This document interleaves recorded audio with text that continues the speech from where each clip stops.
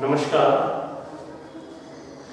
इससे पूर्व आप लोगों ने कक्षा 9th में विषय विज्ञान में अध्याय 1 के कुछ भाग का अध्ययन किया था।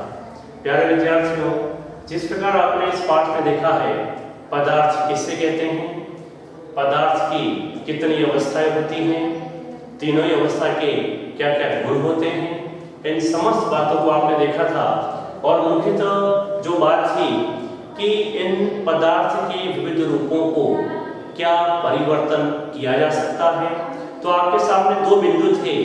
तापमान में परिवर्तन से पदार्थ की अवस्था को बदला जा सकता है या दाब के प्रभाव से इनमें क्या परिवर्तन होता है। तो पूर्व में जो पहला बिंदु था, अपने तापमान में वृद्धि से पदार्थ की अवस्था में किस प्रकार से परिवर्तन होता है। आपने विभिन्न प्रकार के बिंदुओं को देखा, तापमान को देखा, किस प्रकार से परिवर्तन होते हैं, यहाँ तक की बात को आपने देख लिया था। अब उसका कुछ शेष भाग जो रह गया था, जो आज मैं यहाँ से शुरू करूंगा, जिससे आप ध्यानपूर्वक समझकर अपनी नोटबुक में नोट करेंगे। ऊर्ध्वपातन क्या है?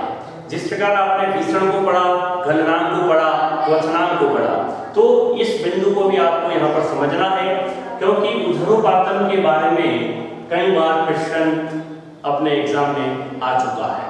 ऊर्ध्वपातन में आप देखें, पदार्थ जो है ठोस अवस्था से द्रव अवस्था में परिवर्तित न होकर सीधे गैसीय अवस्था में आ जाता है और गैसीय अवस्था से पुनः ठोस अवस्था में बदल जाता है। तो इस क्रिया को हम ऊर्ध्वपातन कहते हैं और इसके कई एग्जाम्पल आपको देखने मिलेंगे, जिसमें यहाँ पर मैंने एक एग्जाम्पल लिखा है कपूर, एक अन्य नौसादर है, ये सभी इसके एग्जाम्पल हैं। तो ऊर्ध्वपातन क्या चीज है? पदार्थ में तापमान की वृद्धि से कोई ठोस पदार्थ सीधे गैस अवस्था में बदल जाता है और गैसीय अवस्था से पदार्थ सीधा ठोस अवस्था में आ जाता है। इस पूरी क्रिया को हम ऊर्ध्वपातन कहते हैं। तो यहाँ पर ध्यान देंगे, बहुत ही सिंपल सी डेफिनेशन है, लेकिन साथ में हमें एग्जाम्पल को पढ़ना, उसको याद करना जरूरी है। साथ में आपकी बुक में हर बिंदु के साथ एक एक क्रियाकलाप भी दे रखा है, तो मैं चाहूंगा कि आप ऐसे क्रियाकलापों को भी साथ में देखें, उसको पढ़ें और समझें।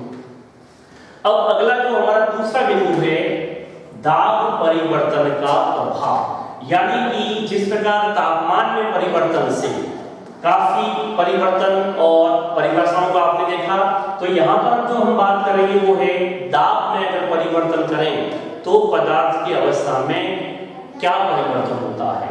तो यहाँ पर एक लाइन में छोटी सी, दाब बढ़ाने या घटाने पर पदार्थ की अवस्था परिवर्तित होती है। यहाँ पर एक मैंने रेखा चित्र बना के रखा है, आप इस रेखा चित्र को देखें और समझें पदार्थ की तीनों अवस्था में किस प्रकार से परिवर्तन होता है। ठोस, द्रव और गैस, तीनों ही रूप यहाँ रेखा चित्र के माध्यम से आपको समझाए गए हैं।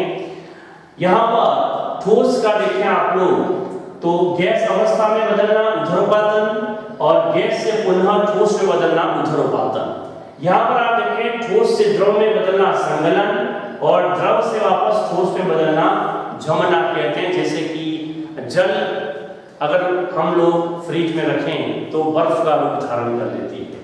द्रव से पुनः गैस में देखें, वाष्पीकरण, जैसे जल गर्मियों के मौसम में आपने देखा होगा तालाबों कुओं में उनकी जो जल स्तर है वो कम हो जाता है, तो यहाँ पर वाष्पीकरण के माध्यम से जो जल है वाष्प बनकर उड़ जाता है और वापस गैस से द्रव रूप में अगर देखें तो संघनन कहते हैं।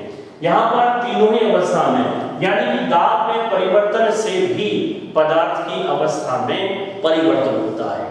तो प्यारे विद्यार्थियों, यहाँ पर ये कुछ ऐसी बातें थी कि पदार्थ में किस प्रकार से परिवर्तन होता है। अब यहाँ पर आपने देखा होगा वाष्पीकरण, ये जो बिंदु आपने यहाँ देखा है उसी को मैं यहाँ वापस आपको समझा रहा हूँ। वाष्पीकरण किसे कहते हैं? सामान्य सी भाषा में अगर देखें, जल का वाष्प में बदलना या क्वथनांक से कम ताप पर कोई पदार्थ जो है वो द्रव गैस अवस्था में बदल जाता है, इसे हम वाष्पीकरण कहते हैं। हालांकि वाष्पीकरण एक सतही परिघटना है और इसका क्षेत्रफल या सतह जितना ज्यादा होगा उतना ही वाष्पीकरण अधिक होता है। तो यहाँ पर आप देखेंगे वाष्पीकरण क्या होता है, तो जल का वाष्प में बदलना। अगर सिंपल सी हम बात देखें तो वाष्पीकरण हो गया, या क्वथनांक से कम तापमान पर कोई पदार्थ सीधा गैस अवस्था में बदल जाता है, इस क्रिया को हम वाष्पीकरण कहते हैं। वाष्पीकरण को प्रभावित करने वाले कौन कौन से कारक हैं, तो यहाँ पर वाष्पीकरण को प्रभावित करने वाले निम्न 4 कारक हैं। पहला, सतह क्षेत्र बढ़ने पर, यदि किसी वस्तु का सतह क्षेत्र ज्यादा होगा तो वाष्पीकरण की क्रिया बढ़ेगी। जैसे कि नॉर्मली आप अपने घरों में ही देखें, कपड़े धोने के बाद उसमें से कुछ निचोड़ने के बाद जल को निकाल दिया जाता है, लेकिन जब उसको सुखाया जाता है तो उसको इस प्रकार झटक कर सीधा रस्सी या अन्य स्थान पर डालने से पूरा कपड़ा खुल जाता है, जिससे आप देखें कपड़े बहुत ही जल्दी सूखते हैं। अगर उसी कपड़े को हम पूरा निचोड़ने के बाद ही रखेंगे तो आप देखेंगे जितना सतही क्षेत्र ज्यादा वाला सूखा है उस प्रकार से बिल्कुल कपड़ा नहीं सूखता है। तो यहाँ पर सतह क्षेत्र ज्यादा होगा तो वाष्पीकरण की क्रिया बढ़ेगी।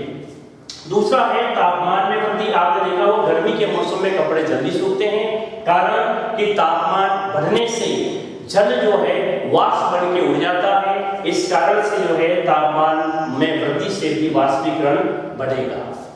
आर्द्रता में कमी, यदि वायुमंडल में आपने देखा होगा बारिश के मौसम में आर्द्रता ज्यादा होती है, तो आर्द्रता में कमी से वाष्पीकरण भी कम होता है। इस कारण से जो है वाष्पीकरण की क्रिया कम हो जाती है। वायु की गति में वृद्धि, जितनी तेज हवाएं चलेगी वाष्पीकरण की क्रिया बढ़ेगी, और जितनी कम होगी वाष्पीकरण की दर कम हो जाएगी। तो ये कुछ बातें हैं कि वाष्पीकरण की क्रिया बढ़ने या घटने से क्या होता है। तो ये कुछ उदाहरण हैं, मतलब इसके कारक हैं। कारक के अंदर जो उदाहरण है उसको आप बुक के अंदर और डिटेल में पढ़ेंगे तो आपको बहुत ही सरल रूप में आपको समझ में आ जाएगा। साथ में आगे देखें शीतलता का अनुभव, यानी कि वाष्पीकरण की क्रिया बढ़ेगी तो हमें शीतलता का अनुभव होता है। क्यों? यहाँ पर 2-3 उदाहरण दे रखे हैं। जैसे एसीटोन को आपके हथेली पर अगर लेते हैं तो आपके हथेली के आसपास क्षेत्र जो आपने देखा होगा एकदम से ठंडा हो जाता है, कारण कि इसके आसपास के जो कण है पदार्थ के वो वाष्प बन के उड़ते जाते हैं, जिससे कि इसके आसपास का जो भाग है बिल्कुल हमें शीतलता का अनुभव कराता है। तो यहाँ पर ऐसे बहुत सारे उदाहरण हैं जिसे आप अपनी बुक में सामान्य भाषा में अगर देखेंगे तो उसका आंसर आता है वाष्पीकरण। शीतलता का अनुभव होता है, क्यों? वाष्पीकरण। तो ये कुछ ऐसी बातें हैं जिससे आप इसको समझेंगे। साथ में वो टॉपिक दे रखे हैं गर्मी में किस प्रकार के कपड़े पहनने चाहिए, क्यों? गर्मी में हमें बिल्कुल सूती और पतले कपड़े पहनने चाहिए, क्योंकि गर्मी में गर्मी ज्यादा न हो, इस कारण से हमें इस प्रकार के कपड़े पहनने चाहिए। साथ में ऐसे कपड़े जो पसीने को सोखते हैं या पसीना कम करते हैं। ऐसे बहुत सारी बातें हैं जो छोटी छोटी रूप में आपको मिलेगी। साथ में इस पाठ के अंत में आपके कुछ सारणी दे रखी है, इंडेक्स दे रखा है, हालांकि मैं इसको उपलब्ध करवा रहा हूँ, फिर भी आप देख लें। इसमें कुछ मात्रक हैं जिसे कभी कभी परीक्षा में पूछा जाता है, विस्तार रूप में कभी कभी परीक्षा में पूछा जाता है, तो उन्हें भी हमें याद करना है, उन्हें भी हमें लिखना है। ये बहुत ही सरल और सहज ये चैप्टर आपके बहुत इजी वे में आप इसको कंप्लीट कर सकते हैं। और इसके साथ ही जो होमवर्क आपको दिए जाते हैं उसको होमवर्क की अलग कॉपी में बनाकर अपने इस पूरे चैप्टर को तैयार करेंगे। धन्यवाद।